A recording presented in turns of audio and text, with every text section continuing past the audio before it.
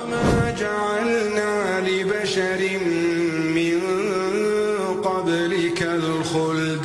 Ey müsəlman, istər nafilə ibadətlər olsun, istər gecənin zülmətində Allahın huzurunda, qarşısında göz yaşı axıtmaq olsun və istər də insanlara xeyir bir əməllər etməyində olsun, sədəqə verməyində olsun və bu əməllərin hamısını gizlində et.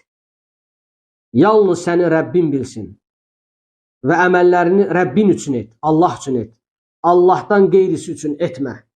Madəm ki, sən əziyyət çəkib, ibadət edirsən, sədəqə verirsən və Allahın qarşısında göz yaşı axıdırsan və bunun Allahın razılığını qazanmağın üçün dilə və gizlində et və ixlaslı et. Allah Teala yalnız müttəqilərdən qəbul edəcək. Və onun üçün insan təqvalı olmağa həris olmalıdır. Günahlardan çəkinməyə, salih əməllərə yönəlməyə, müttəqilərdən olmağa həris olmalıdır. Allah Teala Maidə surəsində buyurur: İnnəmə yətəqəbbəlullahu minəl muttəqin. Allah ancaq müttəqilərdən qəbul edər. Onun üçün əziz müsəlman, sən əməllərinə daim diqqət yetir və cənnəti qazanmağa həris ol və cənnətə daxil olmağı dilə və onun üçün əməllər et.